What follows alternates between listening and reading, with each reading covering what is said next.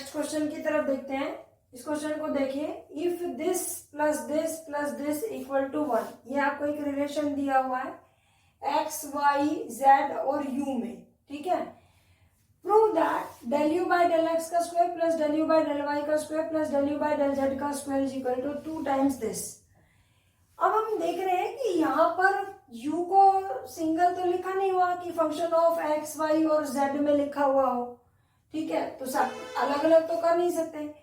तो इस टाइप का जो भी क्वेश्चन आए तो आप अपने प्रूव दैट वाले पार्ट को देखिए, तो हम अपनी मर्जी से ट्रीट करेंगे कि let us assume that u is a function of X Y and z, ठीक है। मतलब आप नोट करिए इस चीज को, we treat u as a function of X Y and Z, और अब उसकी हेल्प से, इस लाइन की हेल्प से हम इसका डिफरेंशिएशन करेंगे, ठीक है। तो देखो अब इसका डिफरेंशिएशन करेंगे।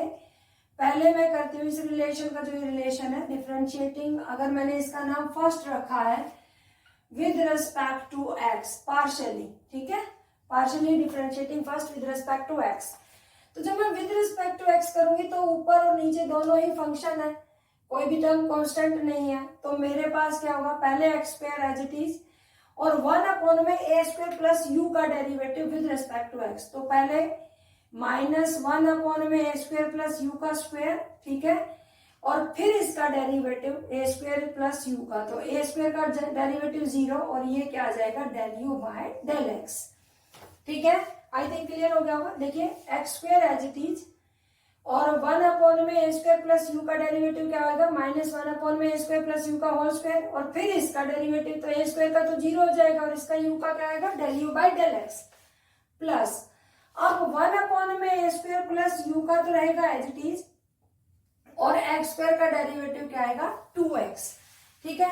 ये तो हुआ केवल इस पार्ट का डेरिवेटिव। अब इसका derivative with respect to X करेंगे तो न्यूमरेटर कांस्टेंट रहेगा क्योंकि ये वाई स्क्वायर है, जब हम विद रिस्पेक्ट टू एक्स करेंगे तो वाई और जेड को कांस्टेंट की तरह ट्रीट करेंगे, तो ये वाली टर्म क्या आ जाएगी Y square as it is.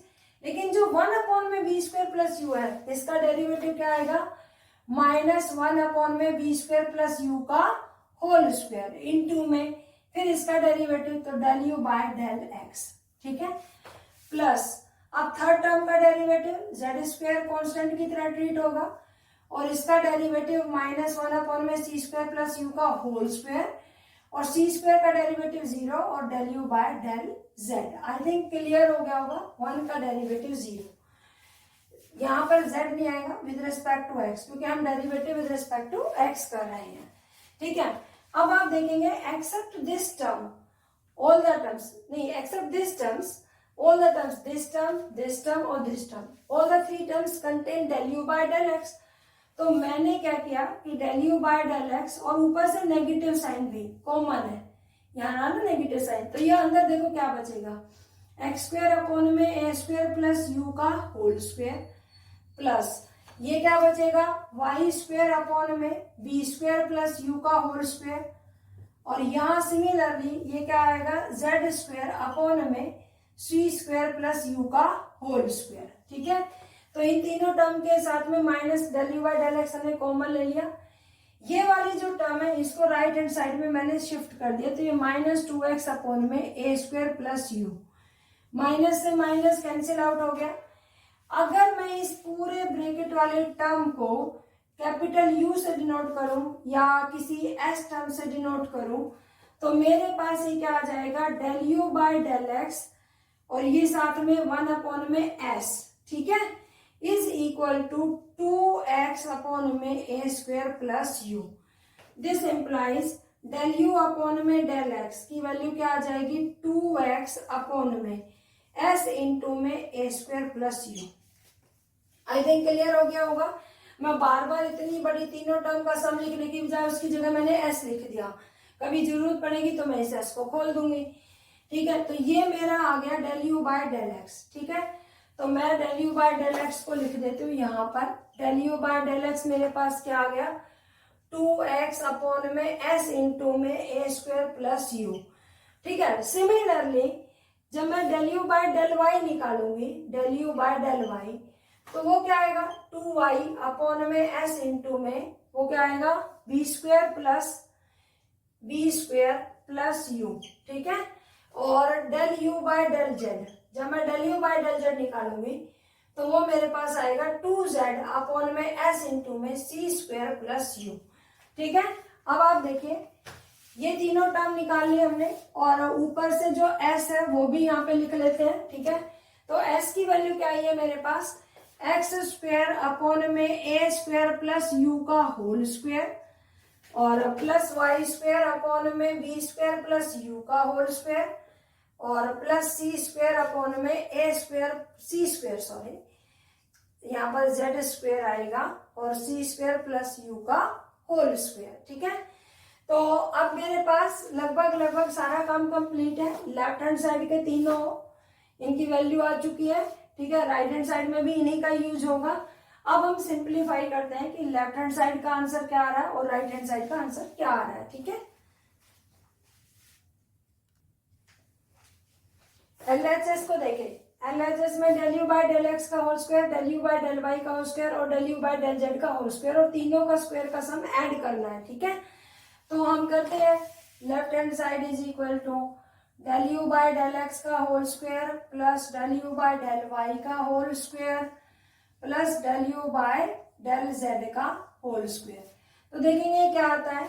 अब जब इसका स्क्वायर करेंगे तो ये क्या आएगा 4x स्क्वायर अपॉन में ए स्क्वायर प्लस यू का स्क्वायर इंटू एस स्क्वायर। तो जब हम तीनों का स्क्वायर ऐड करेंगे तो आप देखो S square S square S square और 2 का स्क्वायर 2 का स्क्वायर 2 का स्क्वायर। तो ये दोनों चीजें हमारे पास हम सब में आएंगी तीनों, तो मैं उसे कॉमन ले सकती हूँ। चलो अगर आप चाहो तो आप लिख सकते हो 2x अपॉन में s इंटू में ए स्क्वायर प्लस यू इसका whole square plus 2y upon में s इंटू में बी स्क्वायर प्लस यू का होल स्क्वायर और ये क्या है मेरे पास 2z अपॉन में s इंटू में सी स्क्वायर प्लस यू का होल स्क्वायर।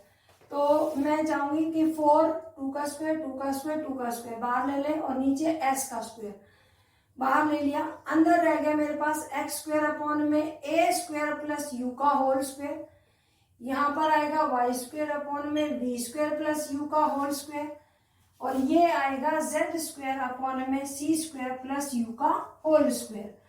अब आप देखेंगे ये तो ऐसी नहीं है, आप देखिए ये तो ऐसी था तो मैं यहाँ इसका मतलब ये एस है तो ये आ जाएगा 4 अपॉन में एस स्क्वायर इंटू एस, एक एस कैंसिल आउट तो ये क्या आ जाएगा 4 अपॉन में एस और यही मेरी लेफ्ट हैंड साइड है, ठीक है।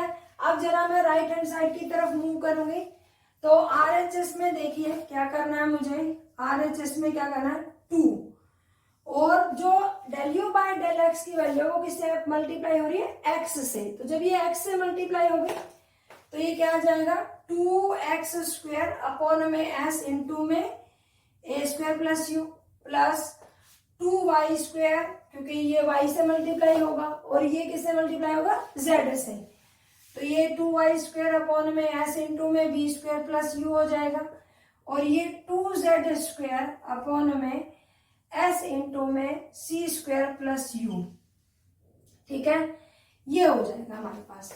अब मैं चाहूं तो सब में से क्या कॉमन ले सकती हूँ, ऊपर से 2 और नीचे से s। तो जैसे ही मैंने 2 कॉमन लिया तो 2 2 जा 4 हो गया और नीचे से s, अंदर क्या रह गया एक्स स्क्वायर अपॉन में A square plus U plus Y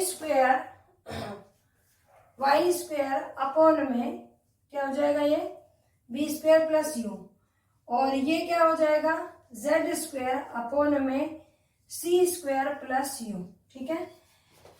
अब यहाँ पर देखिए हमारे पास ये क्या आ जाएगा मेरे पास this value is equal to 4 upon में एस, हमें गिवन नहीं थी एक्स स्क्वायर अपॉन में स्क्वायर प्लस यू दिस, ये क्या इसके इक्वल है 1 के इक्वल, तो मैं इसकी वैल्यू पुट कर दूंगी तो 4 अपॉन में S into 1 that is 4 upon में एस। तो अब देखिए राइट हैंड साइड की भी वही वैल्यू आई है जो हमारे पास लेफ्ट हैंड साइड की वैल्यू थी।